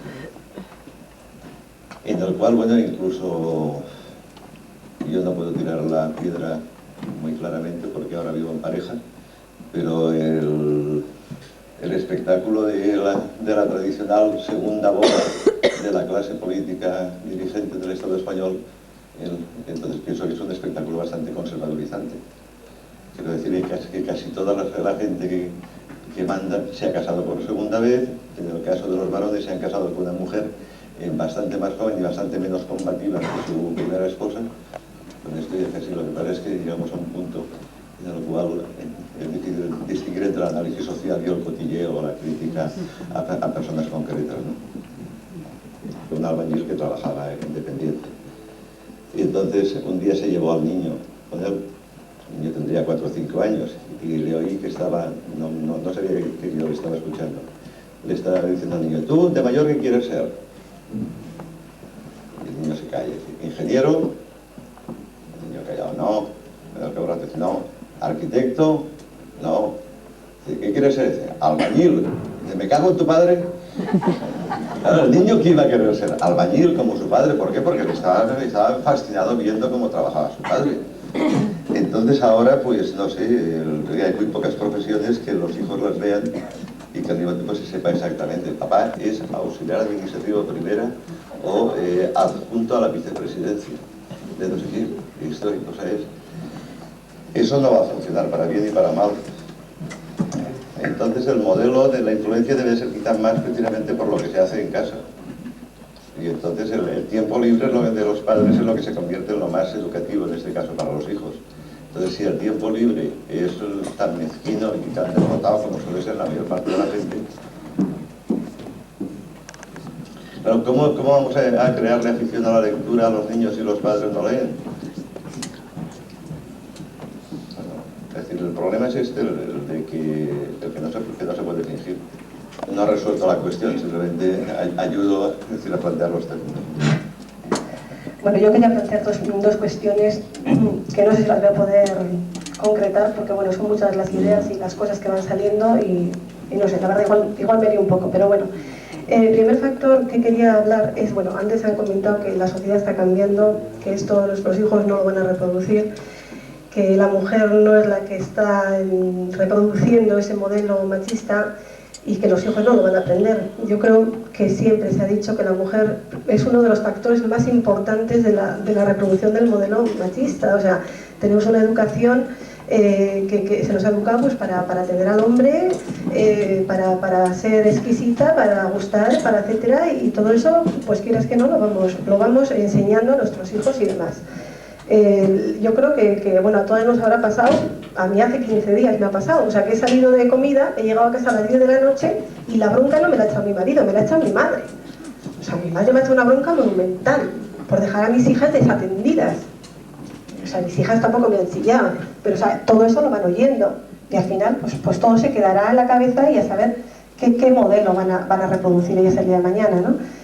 De hecho, hace 4 días en una charla que hubo en Donosti, bueno, pues decían que hay estudios de que la mujer, como no podemos combatir al marido en 1000 cosas, o sea, vamos guardándonos las cosas, lo que nos hacemos precisamente es más exigentes con nuestras hijas, no hijos.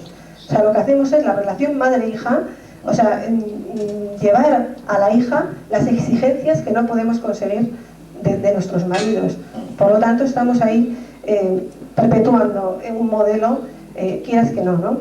Y entonces, bueno, ese es un asunto, una reflexión que yo tengo, bueno, que por mucho que lo quieras hacer bien, pues seguramente no lo estamos haciendo bien tampoco.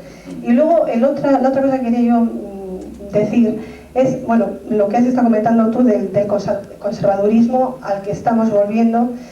Y sí, efectivamente yo llevo una temporada pensándolo, ¿no? Que gente de mi generación que ha estado pues desde los 20 años luchando en partidos políticos o en asociaciones de mujeres o etcétera, etcétera, siempre luchando por mejorar la sociedad, por la igualdad, etcétera, etcétera. Llega un momento que te encuentras a los 40 años pues con hijos más o menos crecidos, con una fama de cardo borriquero tremenda, porque claro, cualquiera se atreve contigo porque claro, has cantado a los 40 todo pichichi. Te encuentras con que, bueno, las relaciones de matrimonio, por supuesto ya no chillas en absoluto por quién tiene que fregar, porque bueno, como trabajas y como ganas un sueldo, pues tienes a alguien que te haga las cosas. O sea que ya no es esa la discusión, pero ese señor que vive contigo sigue siendo lo que decías antes, el señor ese que viene muy cansado y que, pues bueno, te tiene cosas buenísimas, pero al fin y al cabo la responsabilidad de los hijos recae fundamentalmente sobre ti, ha recaído siempre. Entonces tú te encuentras con un trabajo sí, pero que tú misma te has autolimitado tus expectativas de ascensos, etcétera, etcétera, pues por la responsabilidad que tenías en casa. Entonces, bueno, sí, tienes un trabajo, pero tampoco te satisface a tope, ¿no? Te has quedado ahí en medio. Por otra parte, bueno, pues en casa tus hijos prácticamente te necesitan cada vez menos. Entonces dices, bueno, voy a vivir un poco la vida también, algún día tendré que dejar de luchar y que alguien tome el relevo. Entonces te encuentras que podía hacer, etcétera, etcétera. O sea, me da, no sé, digo, ¿qué nos hemos dejado en esa lucha, no? ¿Qué nos hemos dejado en esa lucha? Y bueno, que existe la depresión de la mujer de ama de casa pues por no tener otra salida, y existe la depresión de la mujer teóricamente más liberada, pues porque al final tienes los mismos problemas a otros niveles que la ama de casa clásica que tenía antes 8 hijos y no podía con todos, ¿no? Entonces tú decías, bueno, la ayuda a esa mujer de psicología, ¿no? De algo, pero ¿dónde está esa ayuda, no? Cuando te encuentras con la depresión, cuando te encuentras con el problema, o sea, lo único que encuentras es la medicación, etcétera. Yo creo que se medica. La profunda sospecha de que no es atractiva no lo es. Y en cambio, cuando una persona que no es atractiva se cree atractiva, no en plan gilipollas, sino en plan de tener una actitud, es decir, de dar la impresión de esperar cosas en la vida, entonces liga. Y esto me pegó la bronca una vez una mujer de 55 años acababa de ligar con un chico de 23. Me pegó la bronca. Yo estaba planteando este examen de conciencia que yo, fijaos qué cosa tan terrible de que los hombres eso puedan ir con chicas más jóvenes. Entonces, claro, evidentemente, es decir, hay todo un condicionamiento cultural muy fuerte, por lo cual, mientras que la arruga es considerada bella en el caso de que esté firmada por Adolfo Domínguez, o en el caso de que sea de hombre, la arruga es considerada como fea en el caso de que sea mujer. Tardaremos posiblemente décadas en superar eso. Pero, de todas las maneras, se puede ir cambiando y al mismo tiempo, es decir, lo importante no es la cara que tiene una persona, sino lo que hace con ella. Y lo que hace con ella es muy importante depende mucho de cómo se siente. Bueno, eso una cuestión. Segunda cuestión. Efectivamente ha habido una especie de timo histórico que se puede considerar y en el cual se puede considerar, bueno, las mujeres de alrededor de los 40 años resulta que ni se lo han pasado bien, es decir, en un principio por su educación porque tuvieran todavía una educación represiva y después han tenido que batirse en el terreno de hacer reconocer sus derechos laborales mínimamente y al mismo tiempo les ha caído encima la doble jornada. Bueno, pues entonces eso es una desgracia, es un timo histórico, hay para estar enfadado, pero al mismo tiempo enfadándose y pensando concretamente que desgraciadas somos las mujeres, lo único que hacemos es reproducir el sistema que ya cuenta con que una de las cosas que van a hacer las mujeres es decir, hay que ver lo desgraciadas que somos las mujeres. Luego, de alguna manera, aunque esto es más bien un mensaje sociológico que no una consigna personal, puesto que cada caso es cada caso, habría que tratar de decir, bueno, a pesar de todo, es decir, es importante lo que he hecho en la vida y a pesar de todo hay mucha vida por delante y muchas posibilidades, precisamente cuando uno empieza o una empieza a darse cuenta de que ya no es necesaria para los hijos y que como el marido se aburre de todas las maneras, pues que no hay que hacerle mucho caso. Esto no es obstáculo para que entre las cosas que se pueda crear no se pueda crear, es decir, consultorios para las mujeres que aparentemente no tienen las situaciones conflictivas extremas de los malos tratos, de la marginación social, etc. Pero de todas maneras yo pienso que el volver a las tradiciones del principio del movimiento feminista, de los grupos de conciencia de mujeres, de los grupos de autoayuda, de las mujeres en situación similar, sigue siendo una buena consigna. Ahora, hay una cosa que de todas maneras me gustaría señalar y es así, que son dos. En primer lugar, yo insisto en que con respecto al problema de la reproducción, efectivamente, no se reproduce ya de la misma manera. Es decir, es posible que las hijas de madres muy activas tengan otros problemas, pero no van a tener los problemas que se han tenido. Es posible que sea malo que las madres progresistas exijan demasiado a las hijas. Pero en cualquier caso eso va a cambiar las cosas y como tú señalabas antes, ya no es la reproducción del mismo sistema. Entonces quizás se le está creando otro problema a las mujeres, pero pienso que es un problema en un estadio superior, en un estadio mejor. Lo que hace falta, insisto, es que los hombres se comprometan en el proceso de igualdad y que tanto los niños como las niñas o los adolescentes de los dos sexos tengan la imagen de dos personas de diferente sexo, padre y madre, que comparten todas las cosas. Que toman las decisiones conjuntamente y que no hay una especialización en quién se ocupa de los niños y quién solamente se ocupa de lavar el coche los domingos. Por poner el ejemplo de una actividad que en principio sigue siendo tradicionalmente masculina. Aun cuando se tenga trabajo doméstico asalariado, entonces no se debe dar por imposible nunca, y perdón por si esto parece que es un consejo personal, no se debe dejar por imposible al compañero, es decir, salvo que se tenga, y sería una situación ya muy minoritaria, una persona interna trabajando, hay montones de cosas en los cuales todavía hace falta que sean las dos personas las que compartan y no la mujer la que se cargue con esto. Por ejemplo, es una tontería, pero esto nos cuesta mucho entender a los tíos. No solamente hay que comprar leche, y ya no pasa nada si vas a comprar la leche, sino que hay que aprender a acordarse de cuándo va a faltar leche para preverlo. La mayor parte de los varones que hemos cambiado, estamos en ese terreno en el cual no nos importa hacer el trabajo doméstico, pero no nos damos cuenta del trabajo doméstico, es decir, vaciamos los ceniceros. Es decir, hombres y mujeres estamos en una situación de transición. Y entonces, las mujeres, aparte de liberarse y de luchar esto, deberían aprender algo que no es fácil aprender automáticamente, y es a no sobrevalorar a los hombres y no esperar de una nueva forma alguna nueva forma de príncipe azul. En el conflicto de las parejas, ya que el título de la charla era problemas de la relación entre los sexos, normalmente podríamos partir de un tipo de situación que sería la siguiente. Como ha señalado alguna feminista, las mujeres, en general, las mujeres buscan hombres que aún no existen y los hombres buscan mujeres que ya no existen. Esto es de la Boada, si no me equivoco, y efectivamente define un poco la situación de base. Ahora bien, en medio de ese proceso, lo normal, me refiero entre personas civilizadas, no entre casos patológicos por abundantes que sean, es que el varón esté en algún punto bastante retrasado de la evolución, pero que la mujer tampoco esté librada completamente. Y a veces se produce algún tipo de situación en la cual las mujeres se lo pasan bastante mal en la vida privada, porque de alguna manera han aprendido a hacer muchas cosas, pero aún siguen esperando que el sujeto con el que compartan su vida sea una especie nueva de príncipe azul, de Superman, etc. Lo cual crea una cierta inseguridad muchas veces en los hombres, refuerza la inseguridad de los hombres. En general, me refiero dentro del movimiento patriarcal.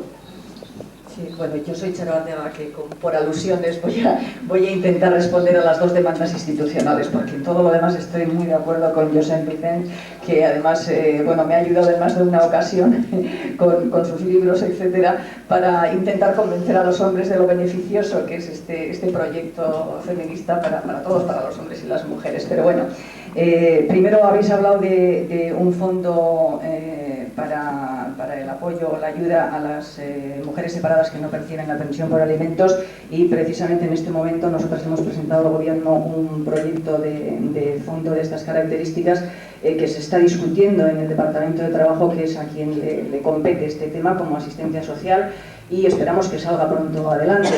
Lo cierto es que hay algunas voces en contra, pero nosotras lo pensamos pelear como tantas otras muchas cosas, y yo creo que va a salir relativamente pronto. Con respecto a lo otro, que a mí me parece que, aunque al principio has empezado a decir que no sabías cómo lo ibas a expresar, no sé quién era exactamente, a mí me ha parecido que ha hecho una reflexión muy bonita, y me parece que en ese conflicto pues estamos muchas mujeres, ¿no? Y lo que pasa que me temo que las instituciones al respecto no pueden hacer demasiadas cosas como no sea lo que se está intentando hacer, que es empezar por la educación, es decir, desde el principio, ¿no? En todo caso, para dar una respuesta, como me ha parecido entenderte, psiquiátrica o psicológica a mujeres que están en una determinada situación, hasta el momento, por lo menos en las capitales de Euskadi, existe una atención psicológica gratuita para mujeres maltratadas o violadas, pero no existen, que yo sepa, por lo menos desde las instituciones, un servicio gratuito, digamos, de psiquiatría, etcétera, a mujeres en situaciones de conflicto. Pero bueno, es verdad que también hay psiquiatras en la seguridad social, etcétera. Lo que pasa es que también es verdad que yo creo que los mismos profesionales de la psicología y de la psiquiatría muchas veces no saben de qué estamos hablando cuando estamos hablando de esas cosas. Y cuando tú has hablado de medicación, es cierto, y nosotras incluso hemos hecho un seminario referido a profesionales precisamente sobre un tema muy concreto, pero igual ahora que lo has dicho tú, voy a recoger esta idea, y es posible que lo intentemos hacer con profesionales de la psiquiatría o de la psicología, etcétera. Era sobre el tema de la menopausia, porque es un tema también muy preocupante, porque los médicos de medicina general resulta que responden a la problemática de la menopausia, que muchas veces es psicológica, etcétera, o es más psicológica que de otras características, pues con pastillas, etcétera. Entonces nosotros hemos hecho seminarios con médicos de medicina general para, bueno, ir introduciendo otro tipo de mensajes, etcétera, y para que ellos vayan aprendiendo, para que a su vez ellos se comporten de otra manera, ¿no?, cuando les vengan mujeres en esa situación. Pero bueno, a mí me ha parecido muy interesante todo lo que ha surgido aquí y todo lo que hemos hablado.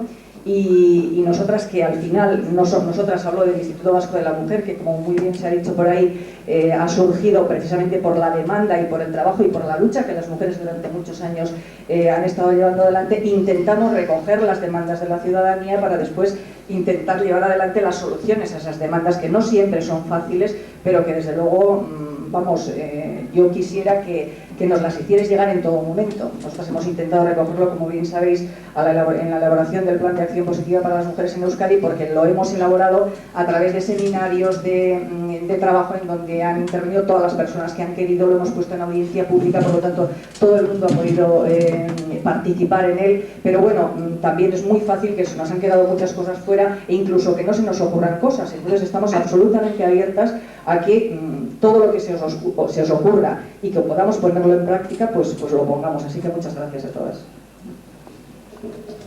A mí me gustaría simplemente volver a insistir un poco en que algunas cosas realmente, lo digo a propósito de lo que ha dicho Charo, concretamente de lo que sería incluso en ese terreno la falta de formación de los médicos, incluso con buena voluntad. Es decir, hasta cierto punto resulta que nos estamos encontrando con una situación que es nueva en la historia de la humanidad. Es decir, durante siglos los hombres han hecho lo que se suponía que hacían los hombres y las mujeres lo que se suponía que hacían las mujeres, que era hacer lo que se decía que hacían las mujeres, más suplir a los hombres en todo lo que los hombres fallasen. Más, en todo caso, hacer que los hombres notasen que fallaban y que ya les estaban supliendo. Entonces, estamos intentando aprender una relación igualitaria y no sabemos todavía esto cómo se hace. Tiene mucho más riesgo una relación igualitaria, una relación que se inventa cada pareja o cada relación, que no una situación en la cual uno se apunta a la pareja como se apunta al contrato de la luz, que te lo dan y dices, lo quieres o no lo quieres, y ya sabes concretamente que tú no negocias con Iberdrola o con la empresa que sea la que le pidáis la luz. Aquí tú pides la luz y la aceptas o no. Antes la gente dice, tú quieres casarte, pues casarse es eso. Ahora no sabemos lo que es la pareja, no lo sabemos porque lo estamos construyendo. Hay que exigirles a los hombres que se impliquen en este proceso y que no crean que esto es un asunto de mujeres. Los hombres en España siguen creyendo que este tipo de cosas solamente les interesan a las mujeres. Yo tengo una pésima reputación entre ciertos caballeros porque suponen que hablar de las relaciones personales es hablar solamente de las cosas que les interesan a las mujeres. Entonces se supone que los hombres deben interesarse por otras cosas terriblemente importantes como la política y el fútbol. Entonces hay que luchar contra esto. Y por parte de los varones yo pienso que hace falta un esfuerzo en general para asumir algo que es muy sencillo, y es empezar a pasar del problema de en qué consiste ser un hombre, soy yo todo un hombre, soy suficientemente hombre, qué es lo que tiene que hacer un hombre, y tratar de percibirnos como personas. Y al tratar de percibirnos como personas significa empezar a pensar que nada es en sí mismo masculino ni femenino y que debemos de interesarnos por todo. Y que al mismo tiempo que está muy bien interesarse por las cuestiones políticas o trascendentales que se han considerado como masculinas, entonces que es importante la participación en la actividad y en las preocupaciones por las pequeñas cosas de la vida cotidiana. Al hacer eso, automáticamente nos convertimos en unos modelos mucho más imitables razonablemente por parte de los niños y de los adolescentes.